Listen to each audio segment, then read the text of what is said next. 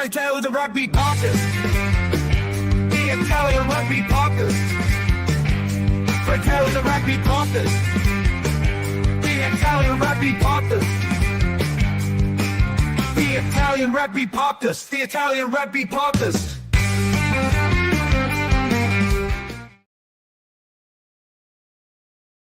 And welcome everyone to a new episode of Fratelli di Rugby Podcast, the Italian Rugby Podcast, a podcast with a lot of if, but, a lot of sadness in our soul for the result, but still proud of this Italy. And let's go ahead with the next game against Wales in a week in Rome, home. Mike, buonasera. How are you? Buonasera. Yeah, I'm good, man. I'm really good. I'm in relatively good spirits after watching the game back. Obviously lots to talk about today, good and bad. But yeah, man, I'm not in too bad of spirits, if that makes sense. In a certain way, yes. I always try to find a positiveness in bringing positivity around. There's something that we can be happy. Well, some positives from this game, but of course the result is not there. Let's talk about the sadness first, so we can leave the sadness at the beginning of the pod, and then we can go with a good approach for the Wales game. A couple of words before the preview of the game that we're doing in a couple of days when the teams will be out. Mike, what is the worst part of Italy that you have seen in this game in general? What is something that really said, come on, we can be better, we are better? We just switched off. That for me is the most frustrating thing. I think it's where we've where we have a tendency, Otto, to maybe think that the game has stopped. You know, we've done it in the past where a knock-on happens and we just stop playing. We saw it against Argentina how many times? 2 or 3 times. And we saw it against Scotland before with Ferguson going over.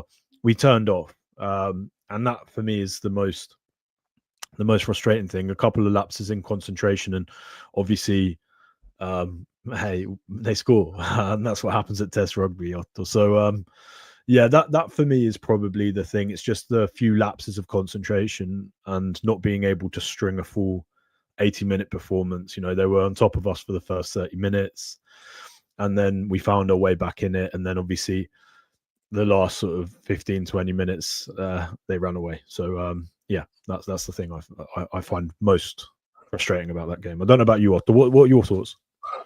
Thinking when we were talking about the preview of the game, saying that Scotland always score early in the first 20 minutes is when they score most points, and we are struggling that part of the game, that we always need time to fix ourselves, to organize us better.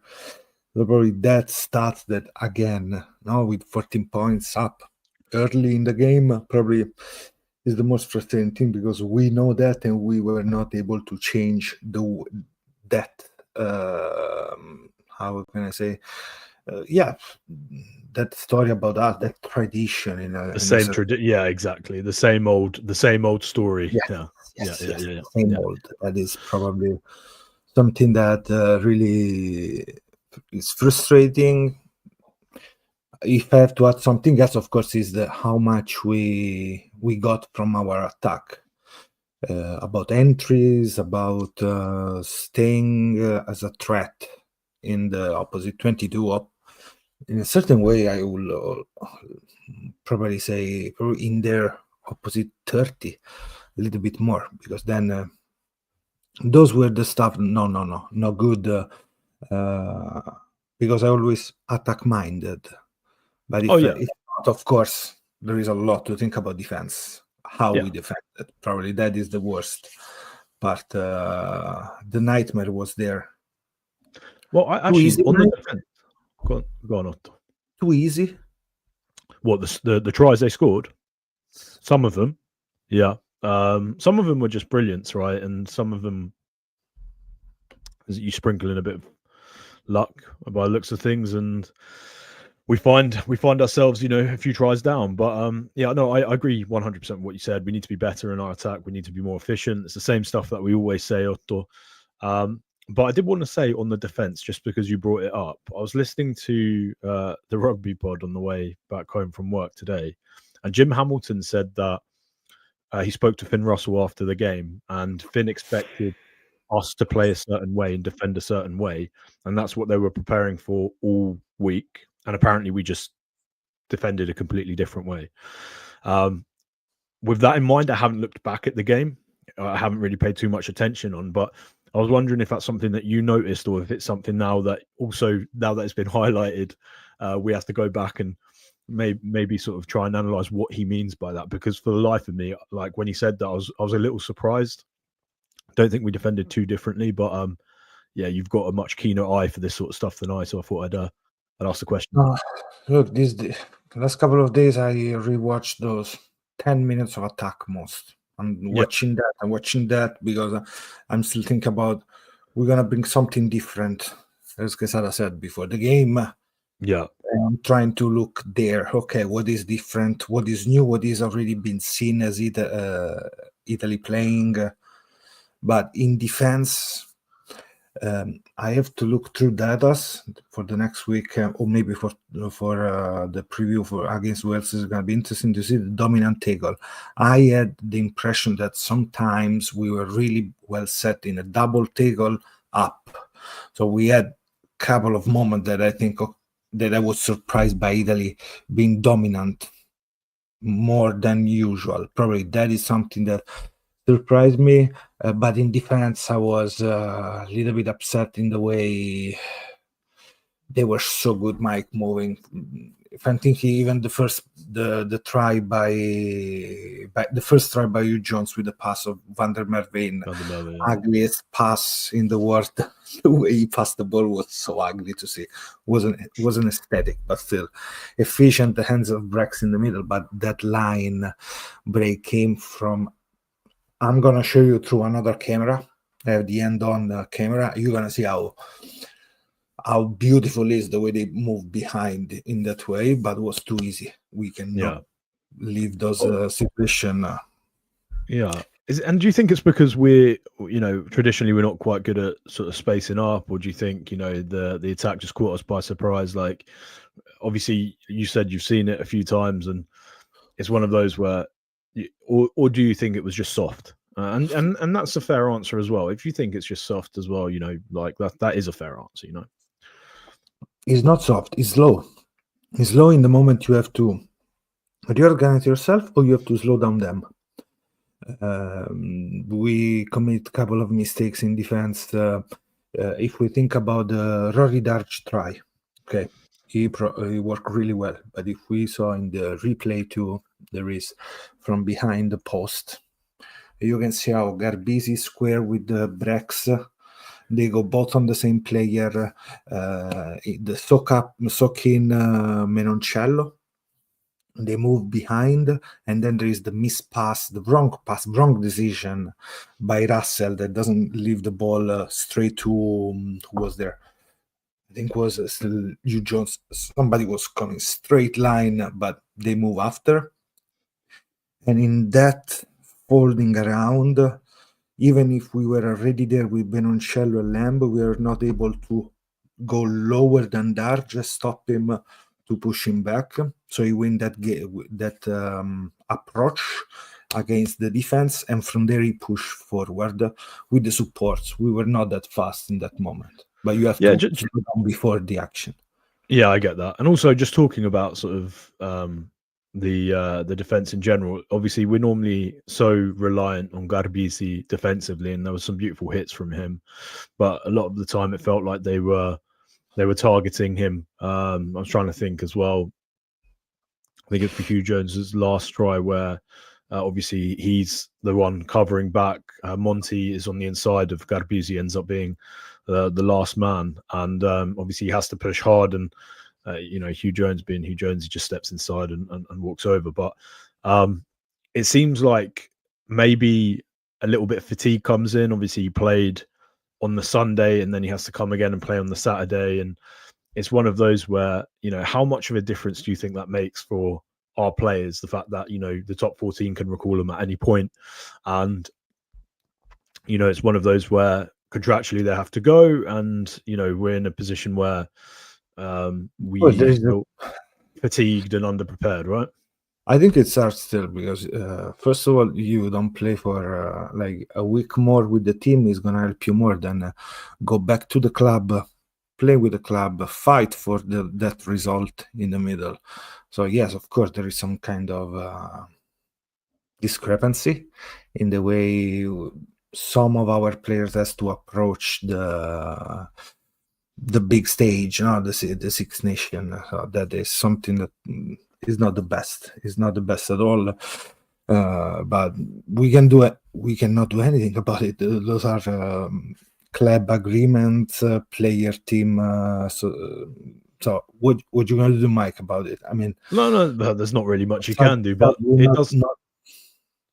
It does come at an opportune time, though, doesn't it, Otto? Because we found out today that there's potentially some more movement in the top 14, didn't we? So it's going to be interesting to see sort of the news with Fischetti going to Gloucester, which you seem very happy about, but also like again, players reportedly Cannone, both junior and senior, potentially going to France. And some other reported ones I can't remember off the top of my head. You probably know better than me. Are we going to find ourselves in even more difficult positions moving forward? These are the questions that come to mind. Hopefully the players from the bottom, they're gonna have more game time, and they're gonna be able also to bring results with the club, which is important. We saw the difference. What happened in a way was positive last week, and not for Benetton, for example. For Zebra was good with a team that, of course, is the same, but was already a lot of changes even in that team, and they were missing their best players at the end, because if you think about Jesse and Fischetti, I mean, you take those two. But anyway, fatigue, yes, but we came in also with a lot of energy, the players, but we were not able to have good possession. And those two situations where we should have scored, we did not. Think about when Negri is being stopped 5 meters out of the 5 meters line in the corner. The situation where Zuliani almost give the ball to Jesse. Then we can think about, okay, the ball should have been to pass to Brex from there, because then Raridac was a lot in, Cavozzo was alone in the corner. We can argue about that moment, that key moment, but anyway, that is another situation you have to score. When Jesse fall on his knee, that is another situation. So those no good no good at all, Mike. But and it's frustrating because this is something that it's repeating. We scored with defense because Brex is a defense effort, and then is a run, nothing else. So that is not okay. Absolutely, that is not okay. And we're going against a team that anyway is able to defend, but we need to keep pushing quick. We have to be quicker than what we have shown now in this last game. Yeah, it's to be honest with you, mate, I think one thing I take the most out of this game is we, like you shared, and I mentioned in the chat as well, that it looks like the stats that you shared show that we had a better game than we did last year, stats wise, right? But also goes to show how important it is to play a full 80 minutes. So if we're in a position where, statistically we're better at line out, statistically we're, improving at the scrum, statistically we've dropped off less tackles, it's the small moments. And like you said, Otto, it's the moments where momentum comes in, and Scotland are a more experienced team. They've got a lot more caps than us, and they know how to actually I can't think of the English word, but gestire those moments. Like they know how to make the most of those moments, and we don't. So that's something that hopefully is stuff that we learn, and we're able to develop that side of our game, because those swings in momentum, particularly the sustained pressure from about 30 minutes, 35 minutes, like you said, Otto, to maybe arguably two, maybe even three opportunities where, you know, we could have gone and really hurt them. I'm thinking as well as the Menoncello, Van der Merwe opportunity where there was two outside him as well, Otto. So you gave two examples. Zuliani with the line break, like you said, had it have gone. All of these opportunities they took, we didn't. And that's the difference, right? They found a way of scoring, and we need to find a way of riding momentum better as a team. And Otto, I don't know what the answer is there. I think it's something that we just need to keep being in the position that we are in position, in touching distance of the games, and then just learning from our opponents. What did they do in this scenario? How can we take that? How can we be better? No, is it something we can learn from Scotland? Of course, is the way they a line break brings to a try scored. That's probably one of the best things that we can learn from them, because every moment we came with the last year average per game 4.2 line breaks conceded. This week we let them break the line 8 times, so double than our average from last season. Two years ago, let me tell you, 2 years ago, last year there were 6, the year before 5. So we went up in this, but in general, thinking about how many line breaks we conceded, yes, we had some big issues on that. And side. I wonder how much of that is the transition, though, Otto. If what Finn Russell said is true, right, which you know, he's one of the best, arguably the best 10 in the world at the moment, so he's pretty well versed in defense. Do you think it's because we are transitioning now, and do you think it's something that potentially we should have done in the autumn, or do you think this is specifically we're trying to target, you know, teams and make them sort of panic a little bit when they're reviewing us because they don't actually know what we're going to do? Do you think now's a good time to have done it, or do you think actually if we were going to make changes, we should have done it in the autumn? Look, some changes we already seen it. We seen last Six Nations. I know there was Goose, and then we moved to Hodges, but being confident in defense.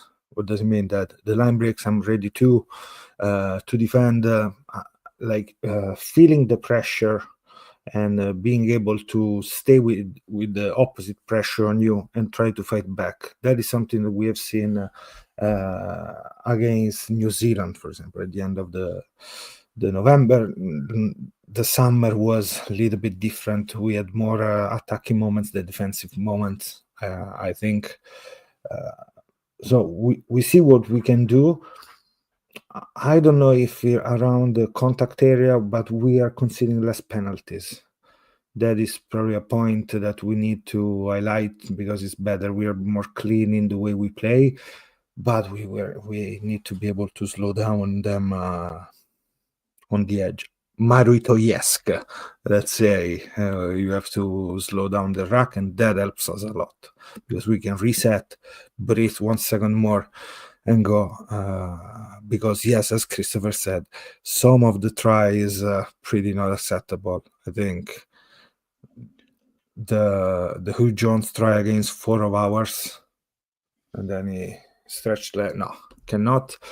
I was looking back at the try with when Brex push out number 15 Brex for them, that Hugh Jones for them, Mike, and then Hugh Jones scored the try after the line break.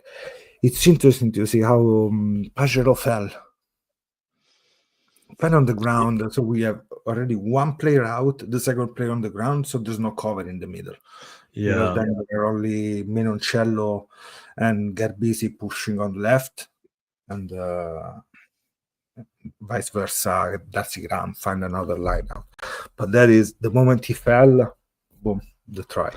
It was. It's funny you say that. I actually missed that bit. It was. I was watching it with a couple of mates, and they said that they thought there was a trip, and I think Martin Pedrolo asked the question, but I don't think they checked it, or they. I don't know if it was No, clear they or did not. not. Obvious one. But hey, listen, there's no reason for him to fall on the floor there. That's the only point I'm going to make, is trying to make the cover tackle. But anyway, these things happen, and let's say that's, potentially money in the bank, and it's something that we can put forward for the following game. Let's see what happens. Like, hopefully we get the rub of the green and we move forward. But yeah, I agree, Otto. The defensive lapses for me were the most upsetting thing. Like you asked me at the start, and that's the thing. It was more good, bad, they score. Good, work our way up, yeah. And then bad, they score. And it was just like we did 10 good things and one bad thing, but they were so good at capitalizing on that one bad thing we did, and they made meters off it, or like you said, they made a line break and then they scored. That's for me. We talk about consistency a lot, and we're not always talking about consistency in matches. We're talking about consistency in performance. And Otto, I think it's fair to say that that's the one thing. It's those little moments of where something just switches off, and like the whole team just suffer from it. So for me, I think that's the one low hanging fruit for us to improve. Just focus better. I know that's easier said than done when everyone's tired and blowing, but we need to focus better. Because when they focus, something came out better. What was better? The scrum was better. We were speaking here last week saying it's going to be tough, because I was still thinking about the yellow card to Riccioni 2 years ago, thinking how hard can be in those scrums. Perfect, 100% on the scrum, even a free kick for us. We got one, so positive effort there. Maul, we had the issue in our only, let's say, the more tricky maul we had to attack. Disrupted and turnover ball there, and one long ball where, of course, in their almost in their 22. So we missed one line out. So we were better than last year. That was another point. So those two things, for sure, they were better, can be perfect. Hopefully next week they're gonna be perfect as 2 years ago in Wales. Yeah. I think it's one. What's that? Sorry. No. Go on, Mike, and then I'm gonna add a couple of stuff more. No. Go ahead. We were talking about kicking pressure last week, and I think this is the way we did it. We survived the first half, putting those 3 points from the central area of the field, where we had the best.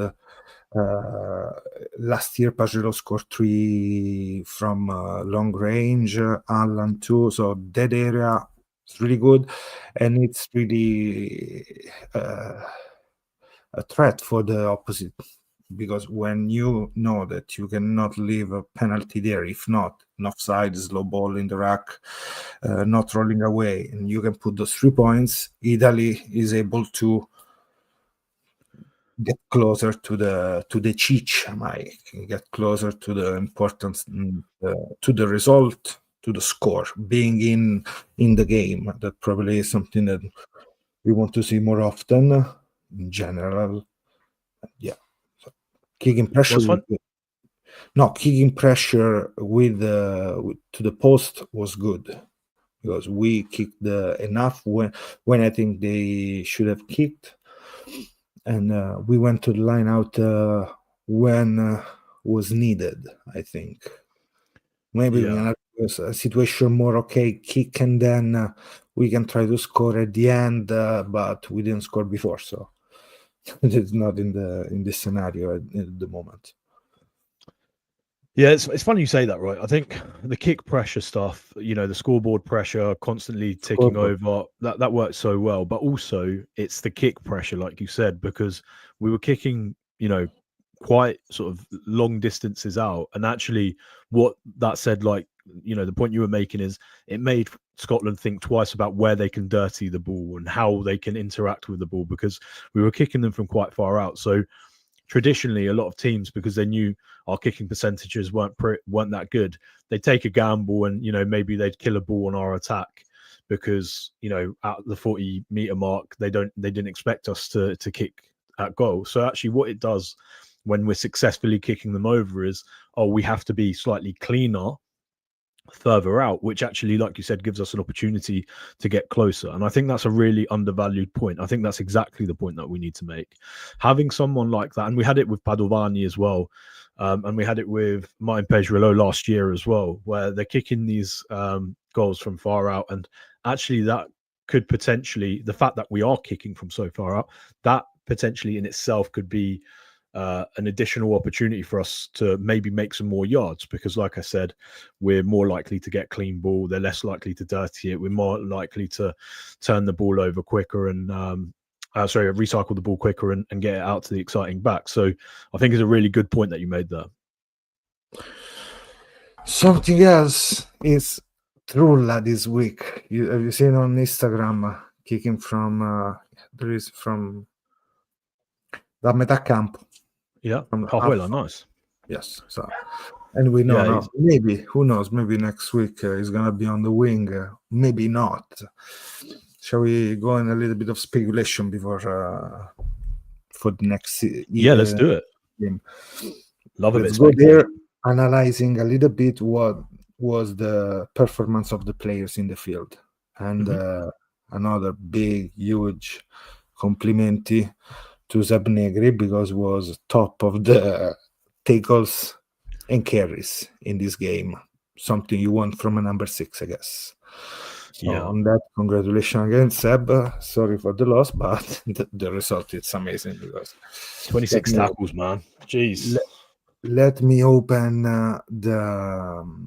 I think I posted also for you guys. I saw Josh keeps the report, the official report. Is there? Okay, so we can see it.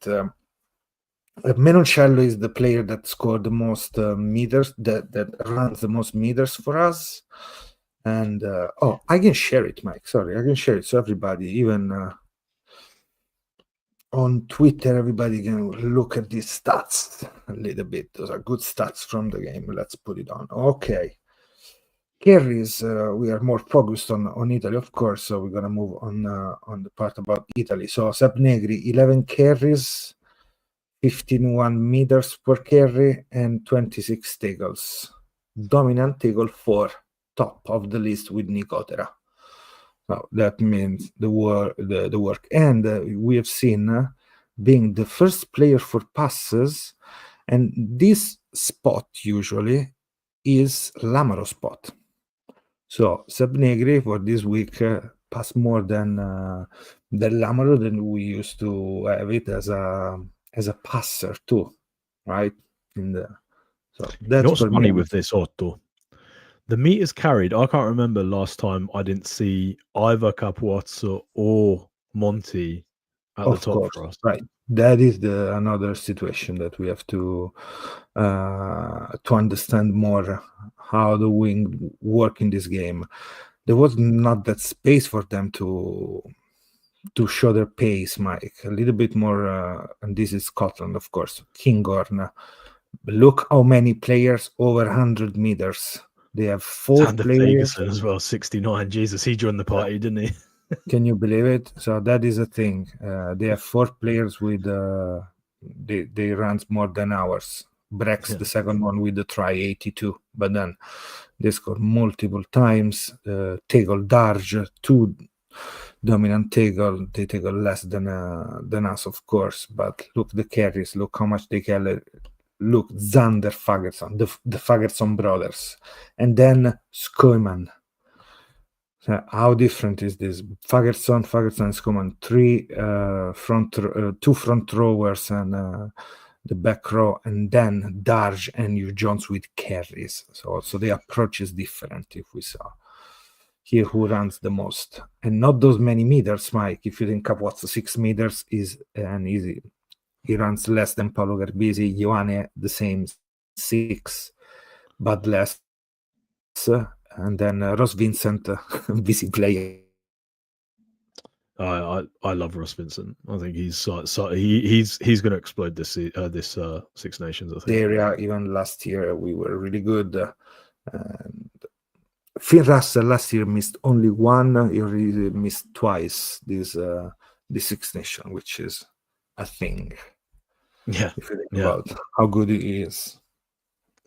Yeah, the stats are interesting, aren't they? I think, for me, it's going to be interesting to see sort of what changes in the upcoming game, who is going to be the team. So who's going to be the player within the team that's going to sort of step up, because, Seb's done it and he's done it really well for the first game, but we need to have those players with experience to step up. We saw Brex obviously come in and get the intercept, but we can't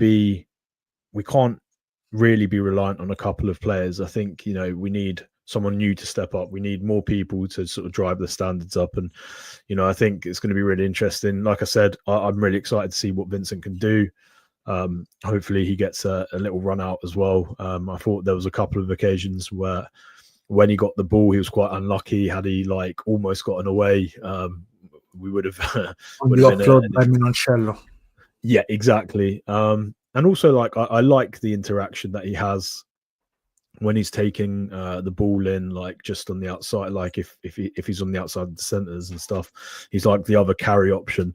So at least we've identified his strengths and we're playing towards it. And I'm just excited to see what we can do on that. But if we want to speculate, Otto, we going straight into the Wales game, or do you have anything else? I was thinking, what has to change in the 23? What do you think is going to be different next game against Wales? Yeah, I mean, I think we've got a forced one with Jesse anyway, right? By the sounds of things, he picked up a knock, so Jesse potentially out anyway. But in terms of the selection, I would say Wales looked like they played quite narrow against France, and I don't know if that was intentional. But there was space on the wings, and obviously Dupont and Co found them, right? Let's be honest. BLBRA scored 2, and then obviously the other winger scored 2, and it became a bit of a party after that. But the point is, right, there was space on the wings. I think if they're going to play narrow, we're going to have to find we two are going to have to find our width, and maybe, I don't know, someone like Trula, who is a bit more abrasive, might be someone who could slot in and do well there. Potentially have Capuozzo in the backfield at fullback, and then we have Tommy either starting, or we have Tommy on the bench at 10 for the 10 role, and then obviously for the 10, because I think Garbisi looked tired by the end of the test game, and he was playing for Toulon, like I said, on Sunday. So we need to manage our players slightly better. I know there's a 2-week break coming up, but we need to be better at that, mate. We need to be better than that. How do you see? Okay, are you thinking a 5+3, 6+2? Because I was thinking, how are we gonna manage Jesse and Jesse's injured, I think. Allen? But if not Jesse, you're gonna bring Bertaccini. You're gonna bring a Trulla. It needs to be someone who can cover multiple positions if you're going to go 6-2. But I think it's probably going to be 5-3 against Wales, for me anyway.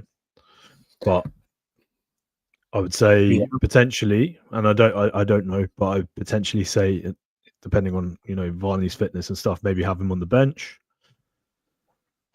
He always tends to play against Wales. Obviously, he played last year and we won, right? So there's always that. What else? And then I would say probably have someone like, it's a tough one, mate. Yeah, it's a tough one, isn't it, Otto? Marin maybe, is just because he can cover everything, right? So Alan, Marin, Varney from the bench. Maybe. maybe, and then we have the option where maybe if one of the wingers gets injured, Menoncello can go there. He can go centre. If for whatever reason the 10 gets injured, Marin can go there or at fullback or whatever, right? But the point is, we've got a bit of a Swiss Army knife in Marin, and potentially next week is the time to use him so that we can rotate, because we not rotate to disrespect, but rotate so that we give the tougher teams, with all due respect, a little bit more of a go. Obviously, we need to win next week, so we put in our strongest team, but also we need to make sure that we're putting in the players which aren't overly tired, aren't overly fatigued, and we're looking after our players for the latter stages of the tournament.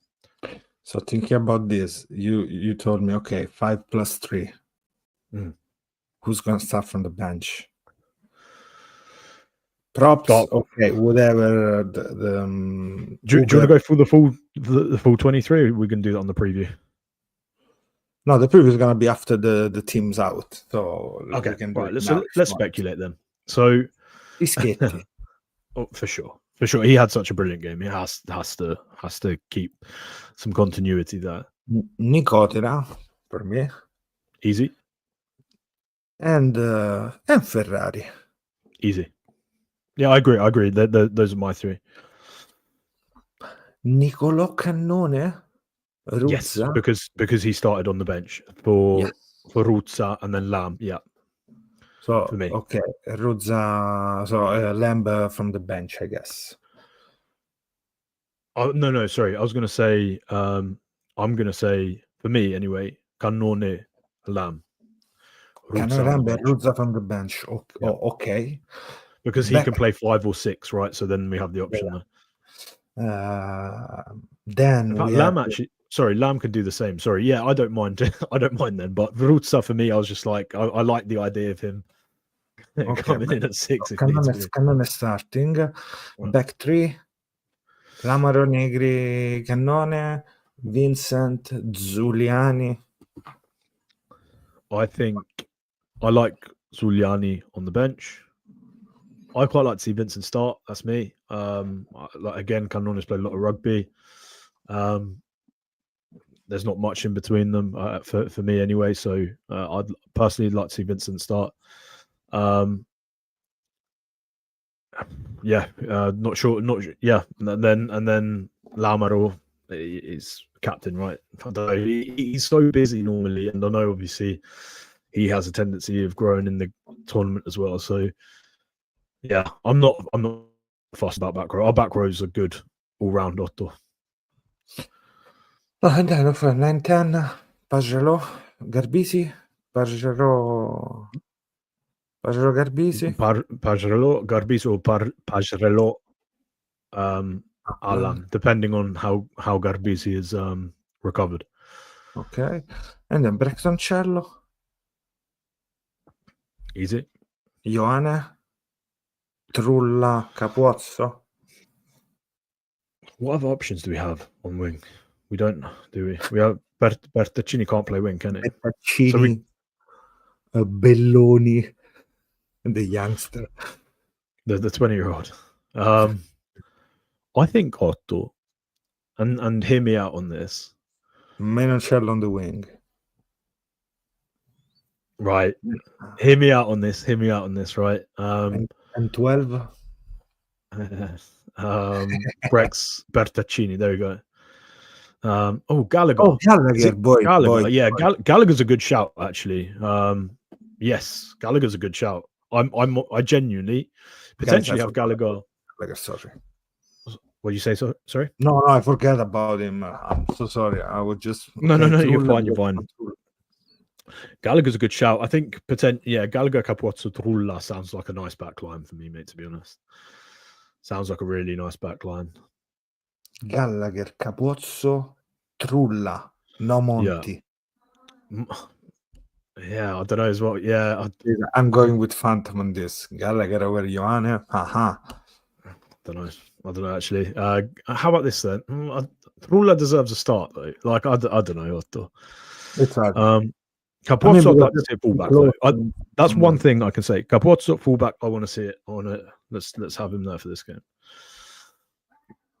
Makes So sense. you're saying Ioane Capuozzo Trulla like Phantom?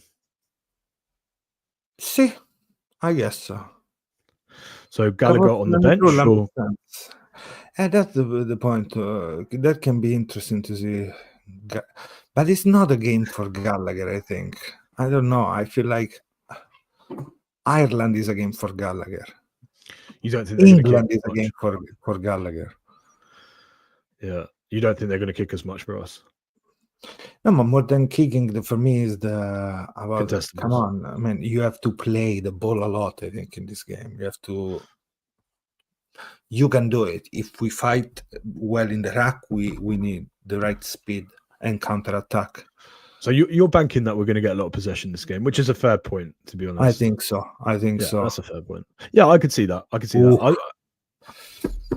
So I was last two games that they play together, Get Busy and Allan, 10-12 was France and Uruguay in the World Cup. I was looking at this before. You know what? Just to burn the world, Marin starts on the wing. There you go. Just to burn everything. let's see the boy play. Let's see the boy play somewhere. Yeah, why not? Although Marin isn't a bad shout on the wing the way he plays, like against a team like this. He's a flary boy. If you wanted to have an attack-minded winger, there's definitely worse players with cultured feet and like abrasive play style. So yeah, he's an interesting man. It's good, but no, I'm trying to think also like what other chances there are for other players. Marin is apprezzemolo. Yes. Love that. Yes. Utility. Marin, my God.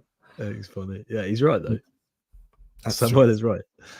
Mr. But Parsley, we can call him. Yeah, Parsley. It just goes on everything, doesn't it? Yeah. It's good for that. It's good for that. It's good for frittata. It's good for vongole. It's good for a polpetta. Yeah. Marin is good for every dish you serve. You can do it. Nice job. But what do you think about them bigger saying this is the most important game for Wales? Is it a kind of pressure for us?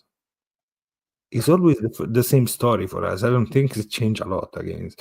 It's for them count more than last year, where they were losing. They were on a streak of losing games. I mean, I think it's important for them because if they don't win this week, then there's a very real chance that they'll have the highest lose rate of any tier 1 nation in modern history, right? So if they don't win against us, are they going to win against any of the other 6 nations? Probably not. There's 3 more games. That puts them to 17, which is the largest lose streak of any tier 1 nation. So there's also that. And how do you come back from that? Okay, we lost 16 times in a row. It took us years to come back from that. It took us years. Damage. People stopped believing. People stopped going to games. Like this is very important for Wales, right? And it is important for us because we want to show that we've taken that step forward. But it's a lot of weight on those young Welsh shoulders because they are going to forever be known as the players that lost 17 times in a row if they don't beat us this weekend. And that's something that we as Italian fans know, right? We know that pressure. And we know that makes them dangerous as well because the Welsh are the Welsh.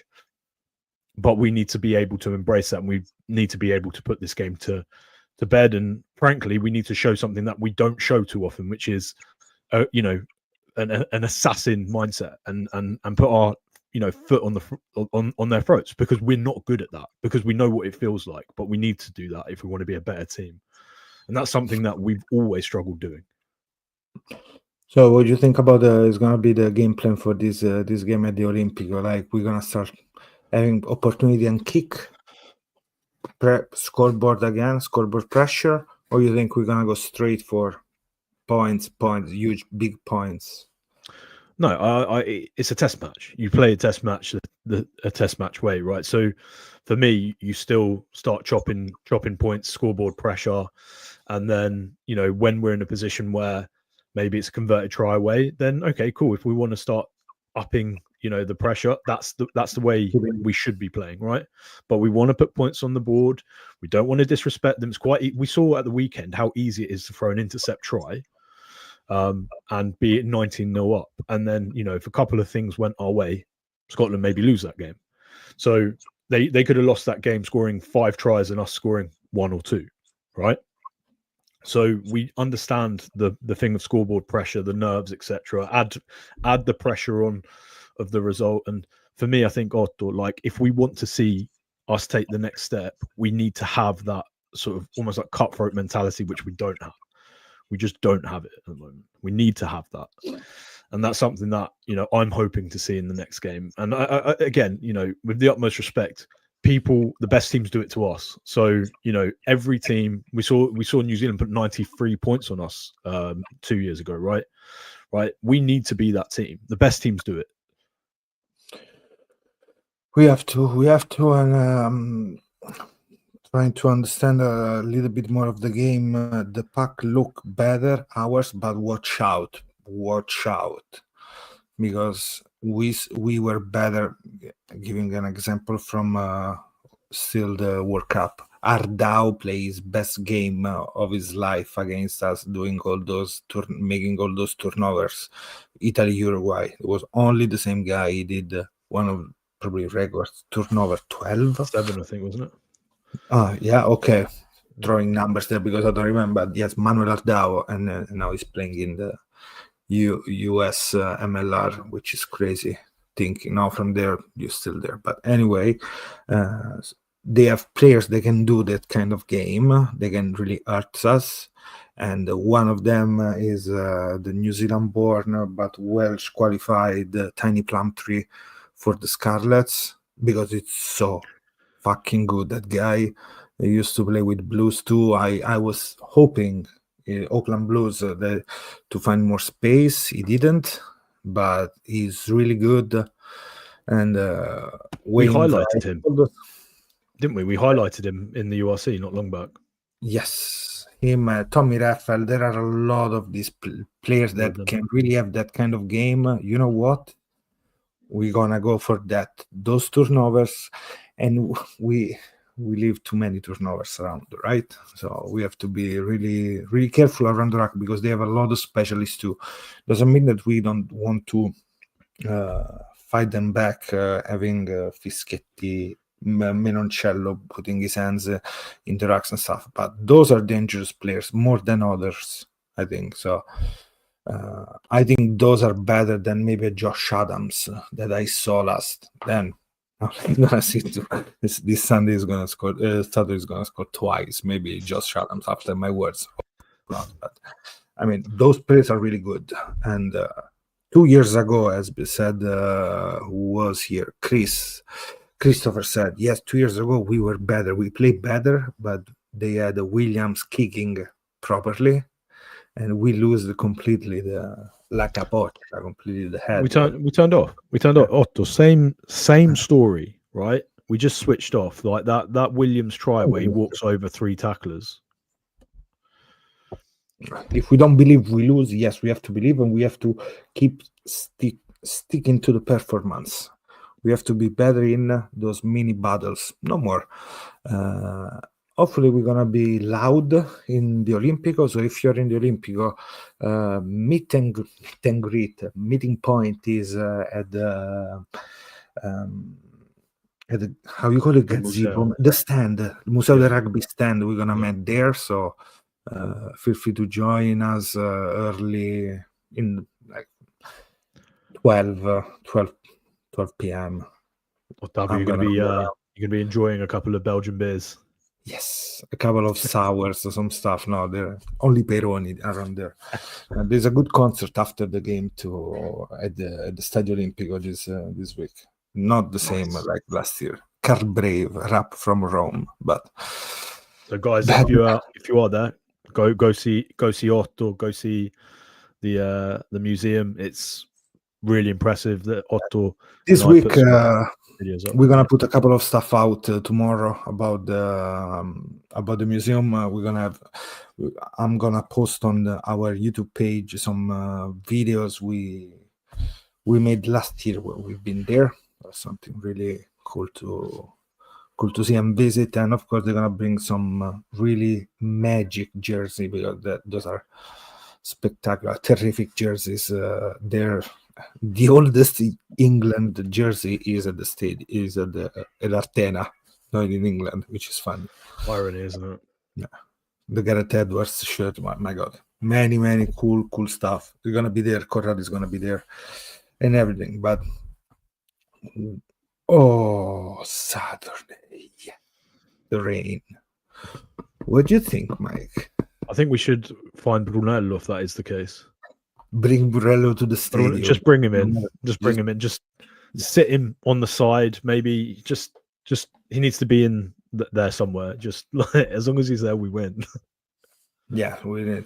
It's a game that I don't know how much is gonna help us more, but it's gonna be more like who's better running and passing in a counter attack under the rain, us or them?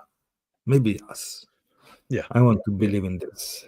Yeah, I think, like this, we have some really talented players, and Wales feel like they're a few years behind us with regards to they've got young players who are inexperienced. We had that position where we blooded players early and we lost loads of games, but they've got experience, right?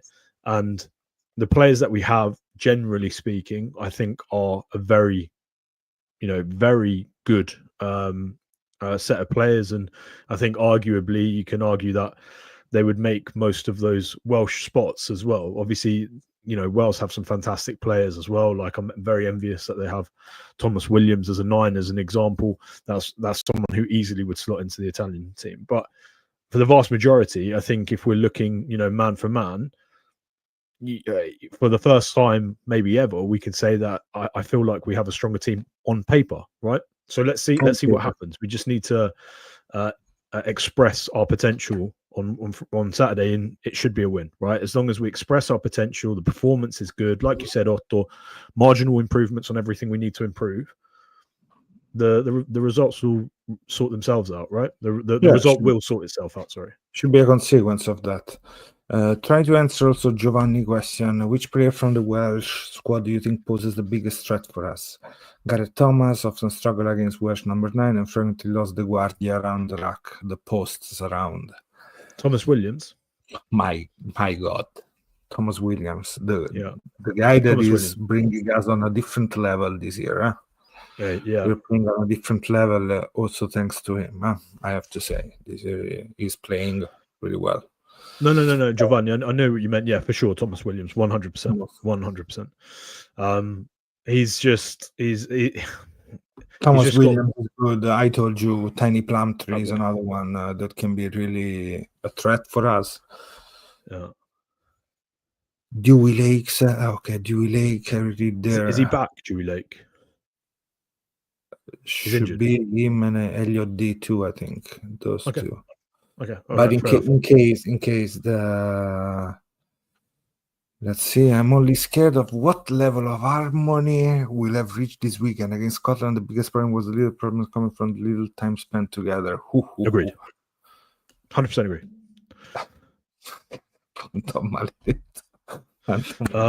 I also want to say Jack Morgan, I thought, had a brilliant game. Tommy Raffael's always going to be that Italian Welsh Zuliani, right? Like the but we'll see. In general, we're expecting a big game by their back rowers and our back rowers. Probably there is going to be a huge fight. And watch out for what Jones is bringing to the scrum. They're going to get better and better until the end of the season with Jones as a scrum coach. A couple of steps on the left, a couple of steps on the right, releasing pressure on one corner. I mean, he knows how to scrum, so that is another thing that is going to help them. But I hope we're going to keep that kind of performance in the scrum and line out. We need those. Yeah, for sure. It would also be interesting to see, like I said, who's going to be the loose head for us, right? The second loose head, because obviously Fischetti, we're going to say starts, but Rizzoli is the he. I actually thought let's talk about his debut as well because we didn't speak about him. Some lovely tackles. I want to say that, but they put some big hits in. One of the best attacking action came from his offload from the ground after tackle and gaining meters. So great, amazing. Yeah, mate. He's we'll see. I thought he had a good, as much as you can see in such a short period. I thought it was pretty good. So let's see how he gets on. Mamma mia. Let's see what's gonna happen, Mike. But let's see when the team is gonna be out. He's there to start working with the team again. Spagnolo, yes, he was invited. So better than nothing at the moment. He's there. Talking about that harmony that we need to put together in the team. So let's bring him back. Probably he's gonna have a little scappellotto behind his head from Fischetti, like what you did to Zambonin. All I'm going to say is if he injures any more of our players, we need to do a DNA test and make sure that he's not part of one of the Anglo teams because, if he does any more, it's done. From Spagnolo to Spanish. Let's see what's going to happen. Anyway, Mike, I hope you're going to have a good night and I hope to see you in a couple of days for the... looking forward for that to see... Now we speculate about the team and then we're going to have the team sheets and then we're going to see what we're going to do. And man, I didn't think about the rain this weekend in Rome. I didn't think you're bringing it, Otto. You're bringing the rain. Gallagher. No, here is -4 now. So okay. At least you're not bringing that. All right. That's the most important thing.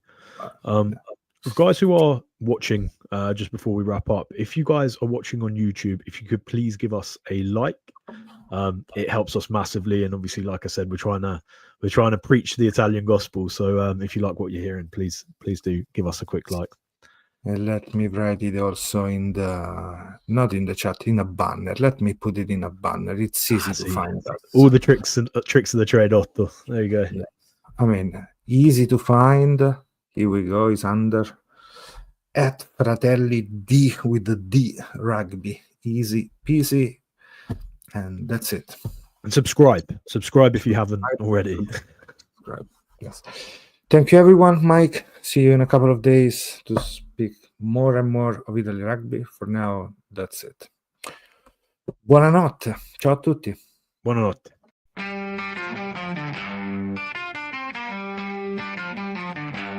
Fratello the Rugby Pockets. The Italian Rugby Pockets. Fratello the Rugby Pockets. The Italian Rugby Pockets. The Italian Rugby Pockets. The Italian Rugby Pockets.